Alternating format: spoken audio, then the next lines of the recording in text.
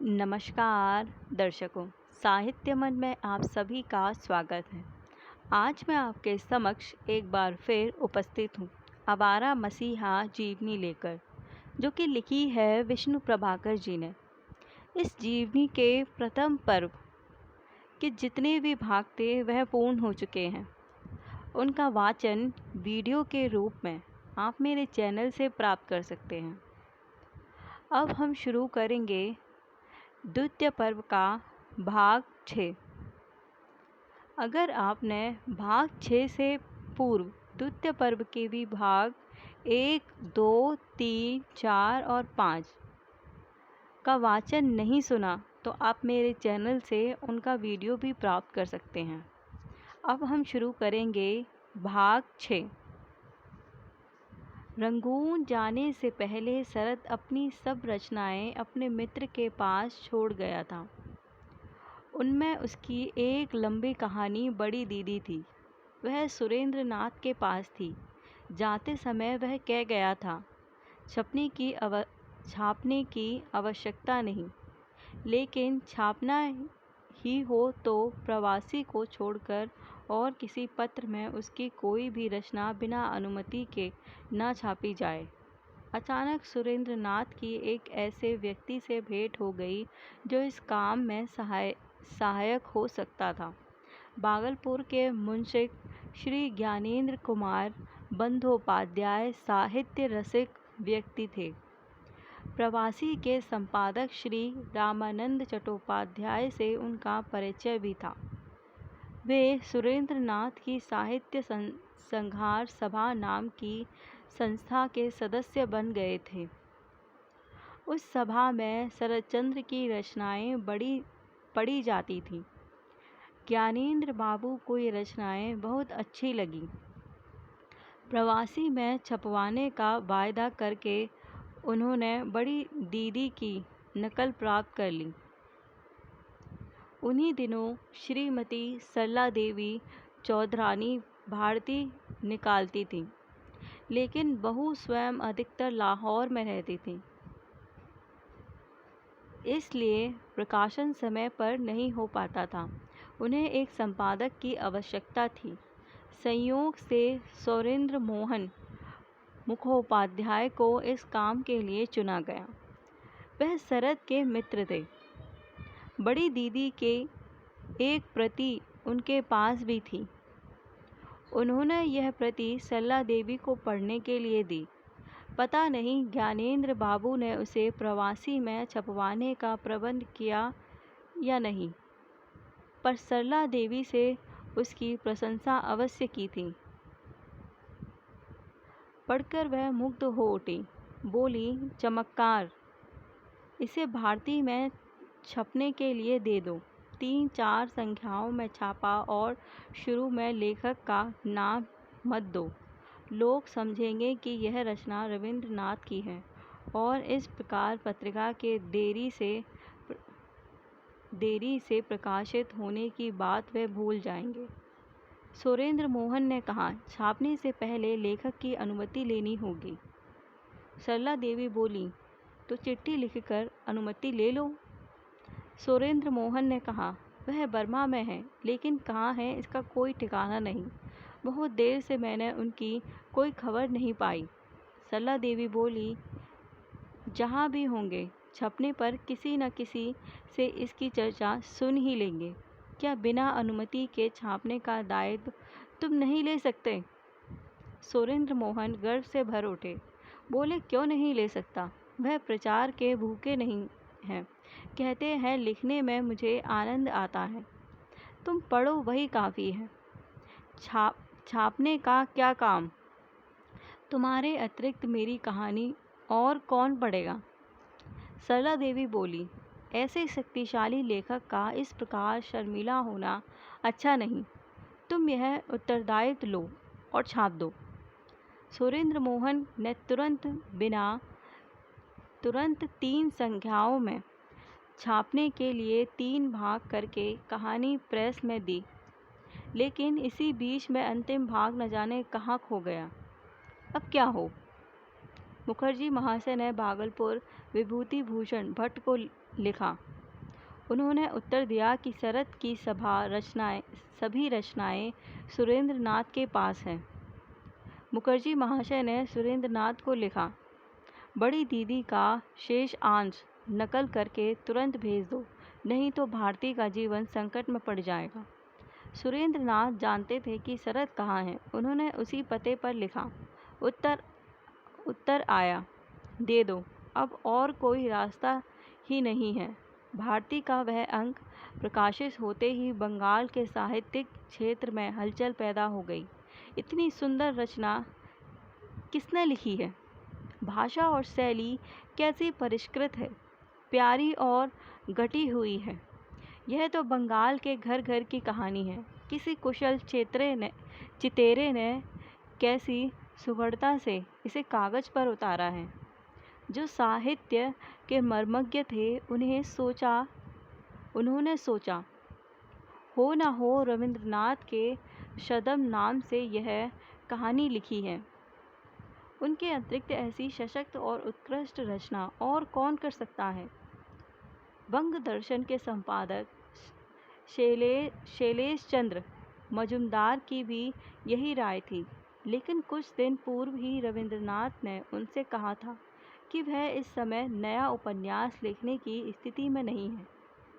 अब जब मजुमदार महाशय ने भारती में बड़ी दीदी की पहली किस्त पढ़ी तो चकित रह गए। तुरंत उनके पास पहुँचे और बोले, आप तो कहते थे कि अभी नया उपन्यास नहीं लिख सकूँगा, लेकिन भारती के लिए बिना नाम दिए आप लिख रहे हैं। रविंद्रनाथ ने कहा, हाँ, मैं उपन्यास नहीं लिख सकता।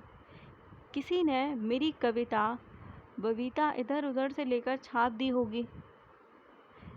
नेत्र विस्फारित कर शैलेश बोले, कविता बबीता नहीं महाशय, उपन्यास।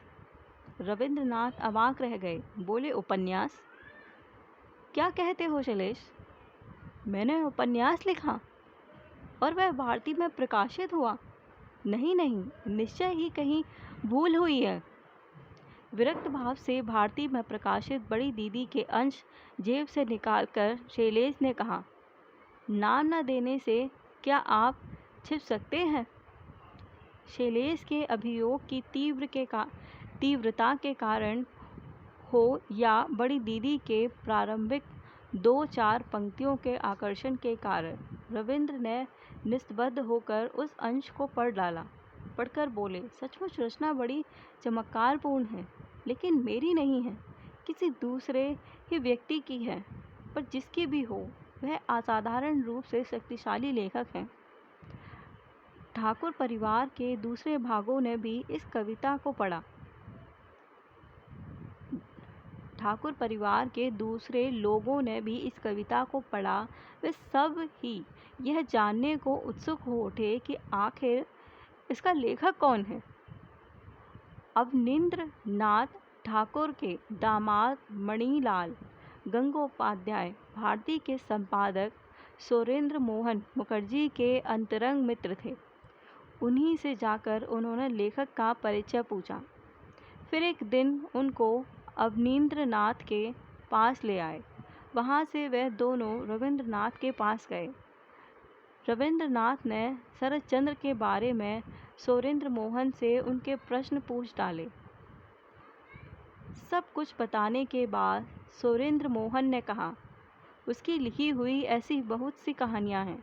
रविंद्रनाथ बोले, तो जमा क्यों कर रखी हैं? उन्हें छापो, देश का मंगल होगा।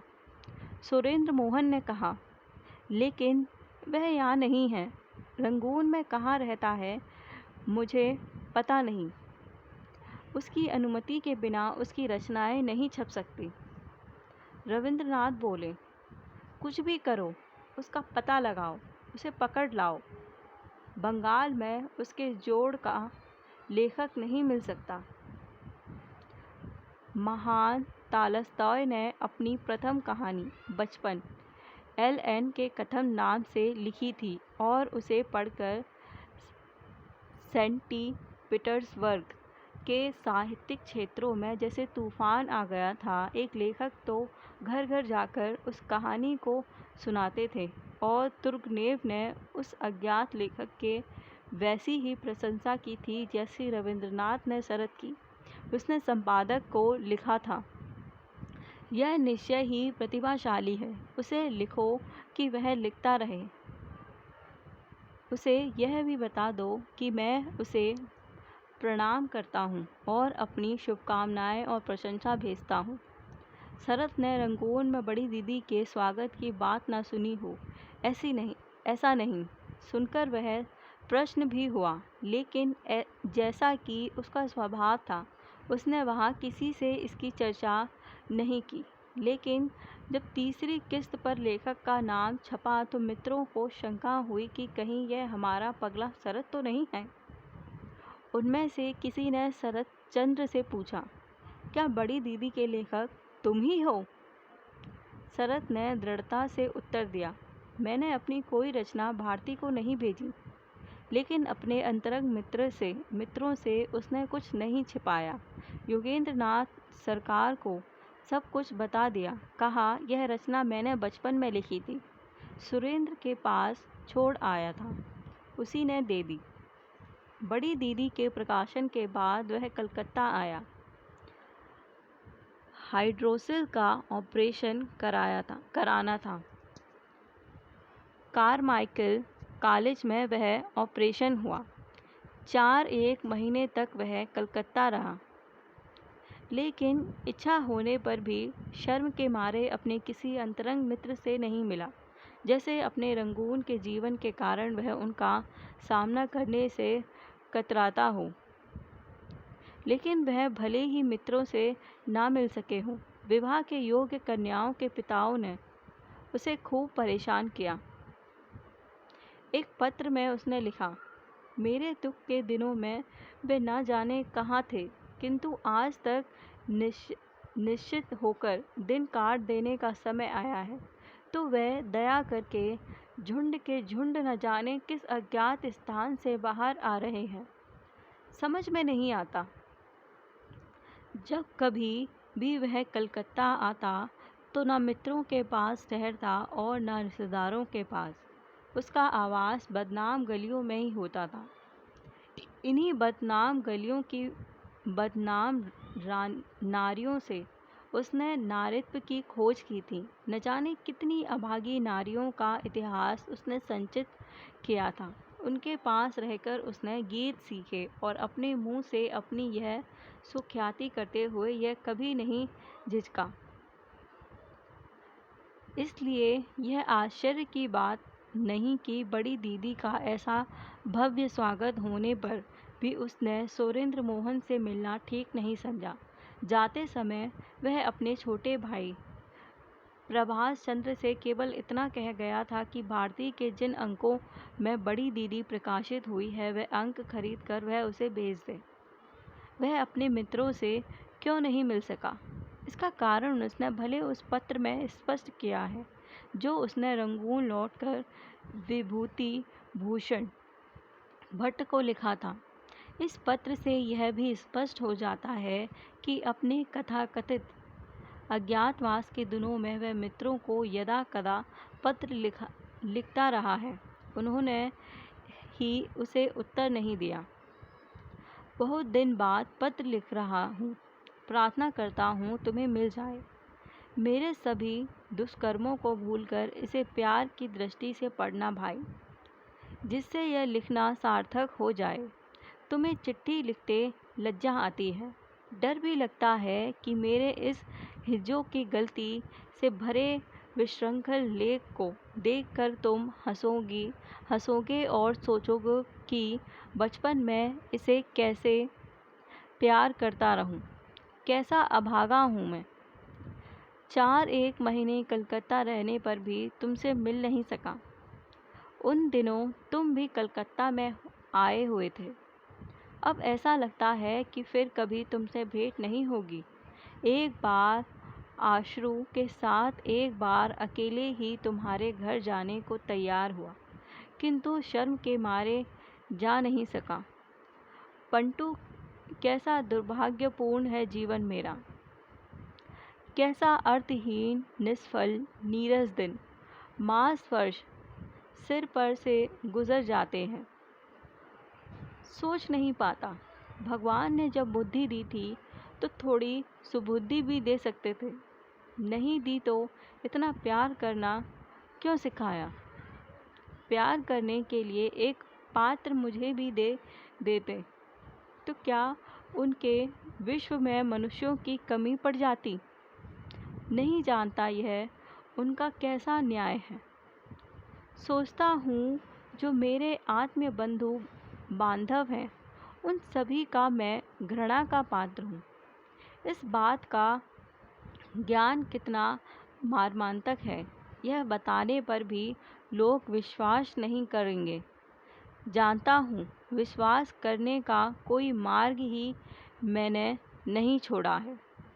चिर प्रवासी, दुखी, कुत्सित आचार वाला मैं किसी के सामने आने के योग्य नहीं हूँ। किंतु पंटू, क्या इस सब का कारण मैं ही हूँ? मेरी पतंग के नीचे 4 बाहर नहीं है। मैं तीर के सिर पर फलक नहीं है। मेरे तीर के सिर पर फलक नहीं है। मेरी नाव में पाल नहीं है। सीधा नहीं चलता यह कह धिक्कार देकर दोनों हाथों से उसे धकेल देते हैं। यह सब क्या मेरा ही दोष है? साधु नहीं बनता। इस पंकिल जीवन में साधुत्व का कृत्रिम आचरण नहीं टिकेगा। लेकिन तुम तो भले हो, तब तुम इतने निष्ठुर क्यों हो गए? सुरेंद्र गिरीन को पत्र लिखा, जवाब नहीं मिला। तुमने भी नहीं दिया। मुझे क्यों हो गए हैं? सुरेंद्र गिरीन को पत्र लिखा, जवाब नहीं मिला। तुमने भी नहीं दिया। मुझे एक लाइन लिख भेजने पर क्या तुम पतित हो जाते? इतनी दूर रहकर तुम्हें कोई हानि नहीं पहुंचा सकूंगा। एक चिट्ठी लिखने से ही तुम्हारा चरित्र मलिन हो जाता। ऐसी चीज के निर्मल रहने से क्या, मलिन होने से क्या? एक दिन तुम मुझे प्यार करते थे। आज मैं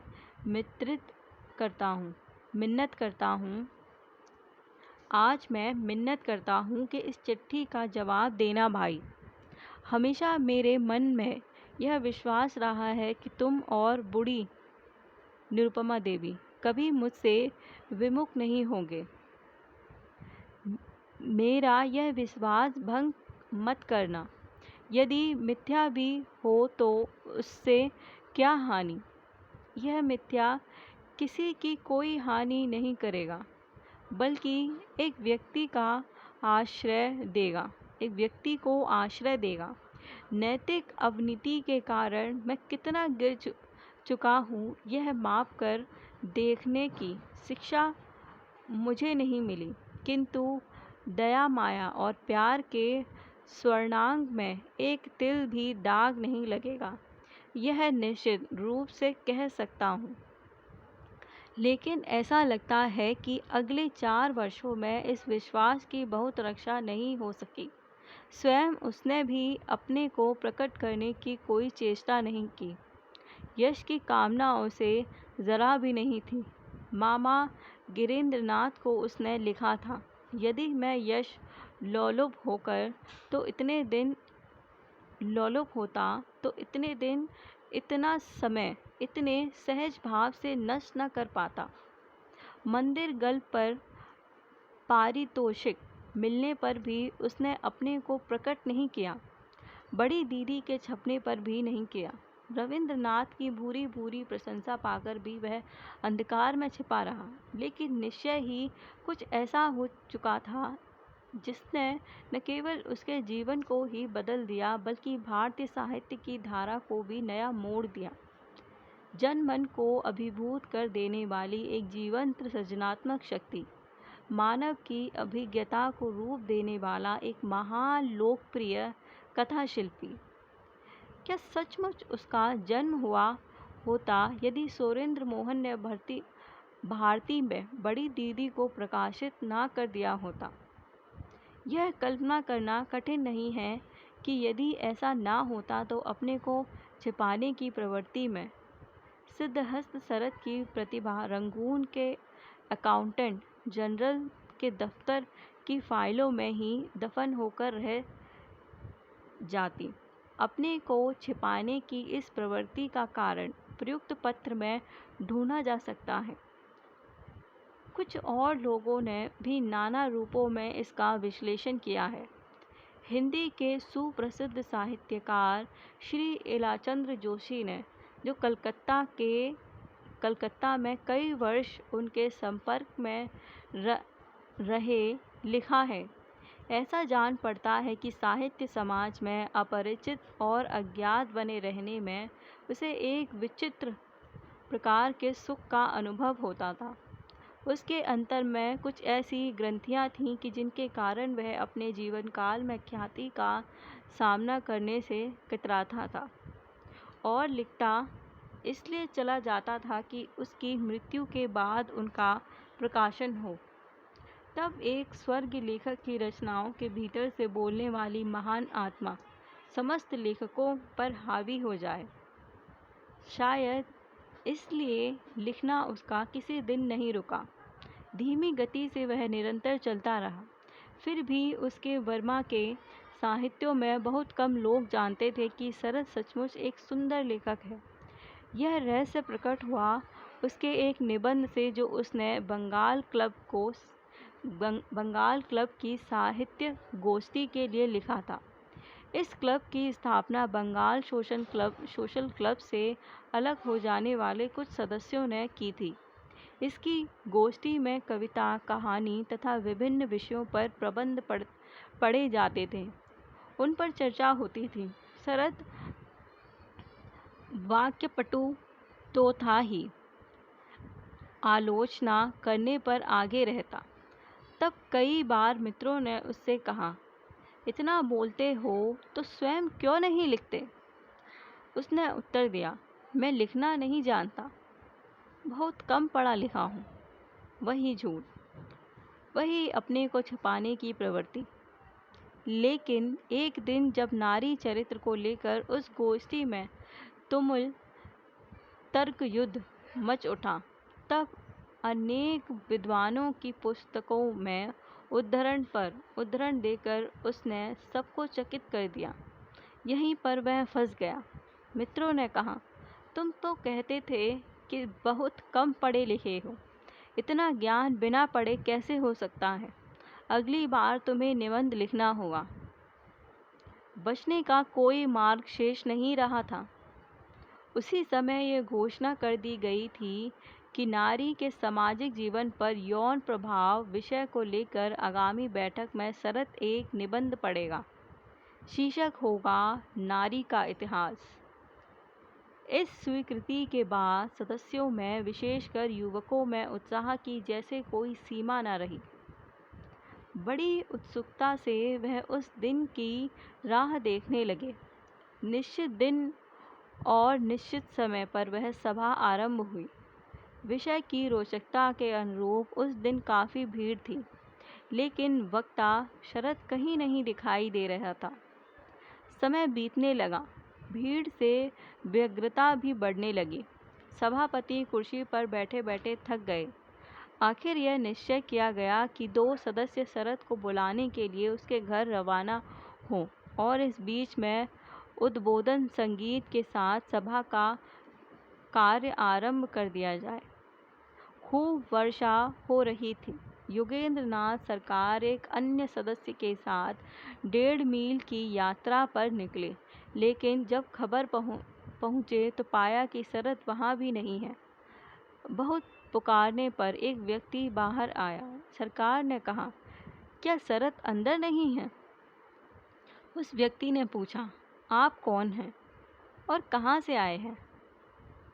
सरकार ने कहा, हम बंगाल क्लब से आए हैं। आज शरद को वहाँ पूरी बात सुने बिना वह व्यक्ति अंदर चला गया। दोनों सदस्य चकित रह गए, लेकिन वह कुछ करते इससे पूर्व ही वह व्यक्ति फिर बाहर आया। उसके हाथ में नत्थी किए हुए कागजों का एक ढेर था। सरकार को वह कागज देते हुए उसने कहा, बाबू विशेष काम से बाहर चले गए हैं, सभा में नहीं आ सकेंगे। मुझे ये कागज़ देने को कह गए हैं। प्रबंध का रूप देखते ही वे दोनों सदस्य घबरा गए। छोटे छोटे अक्षरों में लिखा हुआ मानो वह महाभारत ही था। लौटकर उन्होंने सभा में इस बात की सूचना दी। निश्चय हुआ कि यदि शरद बाबू न आ सके हैं तो उनका यह निबंध पढ़ा जाए। लेकिन पढ़े कौन? अक्षर यद्यपि सुंदर थे, फिर भी इतने छोटे थे और कागज़ इतने अधिक थे कि उनको पढ़ने के लिए कोई भी राजी नहीं हो सका। अंत में यह भार योगेंद्र नाथ सरकार को ही उठाना पड़ा। सुना गया कि शरद ने निबंध इसी शर्त पर लिखा था कि वह स्वयं उसे नहीं पढ़ेगा। वह पढ़ ही नहीं सकता था। राशि राशि कोटेशनों से भरे हुए उस निबंध को पढ़ने में योगेंद्र को पूरे 2 घंटे लगे। लेकिन जब वह निबंध पूर्ण हुआ तो सभा स्तब्ध थी। भाषा ऐसी ललित, शैली ऐसी मोहक, विषय वस्तु का निरूपण ऐसा सहज और तर्कसम्मत, ऐसा मौलिक और गंभीर कि सबने मुक्त कंठ से उसकी प्रशंसा की। उसकी बचपन की रचना बड़ी दीदी प्रकाशित हो चुकी थी, लेकिन उसकी महज प्रतिभा और प्रौढ़ रचना कौशल का वास्तविक परिचय पहली बार ही प्रकट हुआ। उसके चित्र देखते देखते एक दिन योगेंद्र नाथ ने एक पांडुलिपि खोज निकाली थी। मोटे मैलेट की कापी पर मोतियों जैसे अक्षरों में 8-9 अध्याय लिखे हुए थे। नाम था चरित्रहीन। पढ़ना शुरू किया तो छोड़ते ना बना। रविंद्रनाथ के गौरा को छोड़कर ऐसी सुंदर रचना उन्होंने नहीं पढ़ी थी। अभी कुछ दिन पहले ही तो उसका प्रकाशन हुआ था। उन्होंने यह भी देखा कि उस पांडुलिपि के प्रथम पृष्ठ पर कुछ पंक्तियों के नाम लिखे हुए हैं। पूछा, ये कौन है? शरद ने उत्तर दिया, भागलपुर में हमारी एक साहित्य सभा थी, उसी के यह भी सदस्य थे। उनमें से सुरेंद्र मोहन मुखोपाध्याय की कहानियों का एक संग्रह शेफाली के नाम से प्रकाशित हो चुका था। योगेंद्र नाथ ने उसकी बड़ी प्रशंसा की। तब शरद ने कहा, हाँ हाँ, वह खूब मिलता है और तुम उससे पूछोगे तो वह मुझे अपना गुरु बताएगा। सरकार ने कहा, ठीक है, किंतु ऐसा लगता है कि अब शिष्य ने गुरु को पराजित कर दिया है। हंसकर शरद ने जवाब दिया, अरे मैं भी एकदम खराब नहीं लिखता। लिखूं तो बहुतों से अच्छा लिख सकता हूँ। योगेंद्र जानते थे कि अंतर में जो आग है वह बहुत दिनों तक दबी नहीं रह सकती, इसलिए वह उसे बराबर प्रोत्साहित करने और उकसाने लगे। उसी का परिणाम था यह नारी का इतिहास। बंगाल में कुछ त्याग करने वाले भिन्न भिन्न जिलों की 7 जाति परिचय और कुल त्याग का संक्षिप्त विवरण तक दिया था। नारी के यौन जीवन के रहस्य और उसके देवी और मानवीय अगोचर विचित्र चरित्र के संबंध में गंभीर विवेचना और अनुशीलन करके सत्य का उद्घाटन किया था। इसके लिए उसे देश विदेश के इतिहास और साहित्य का मंथन करना पड़ा था।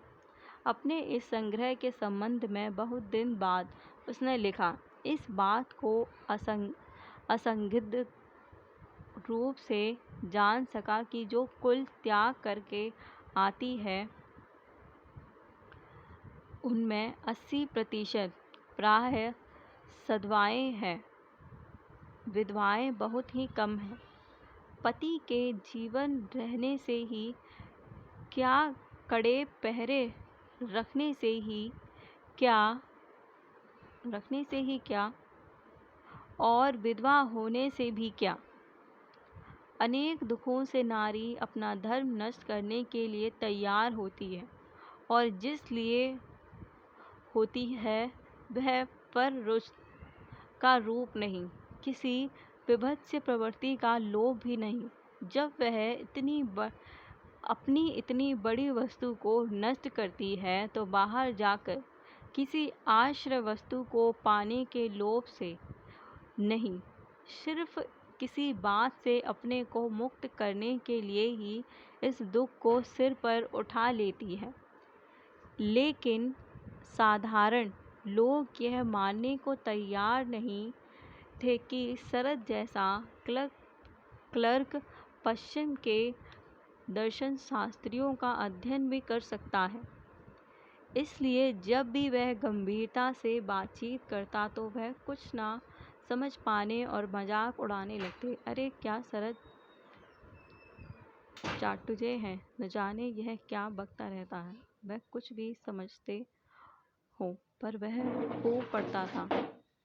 मिल स्पेंसर और कांट उसको बहुत प्रिय थे। स्पेंसर की सहज सरल और अभिव्यक्ति पर वह मुग्ध था।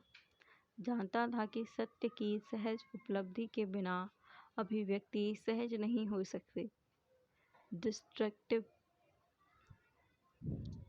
डिस्क्रिप्टिव सोशियोलॉजी को उसने खूब अध्ययन किया था। उपन्यासकार डिकेंस का वह अब भी बहुत प्रशंसक था। टॉलस्टॉय भी डिकेंस को प्यार करते थे और दोनों का ऐसा करने का कारण भी एक था। टॉलस्टॉय ने अपनी डायरी में लिखा था, लेखक की लोकप्रियता की पहली शर्त वह प्यार है जो वह अपने द्वारा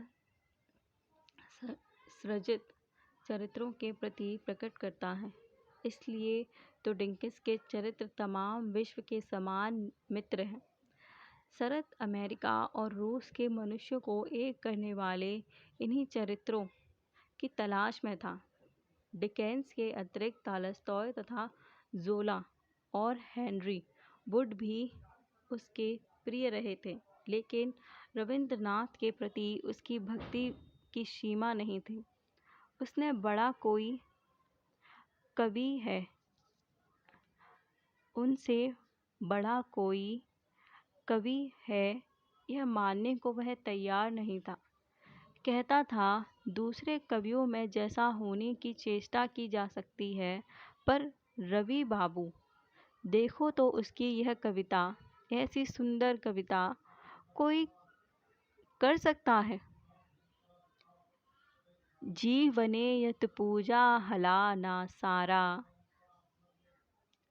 जानी है जानी ताओ आर्यान हाग, न फूल न फूटते झरे छे धरणित, जे नदी मरुपथे हारालो धारा, जानी है जानी ताओ हयानी हारा, जीवने आजो जाहा रे अच्छे पीछे, जानी है जानी ताओ यहनी मीचे, आमार अनागत आमार अनाहत, तोमार बिना तारे बाज छे तारा, जान है जान जानी ताओ यहनी हारा।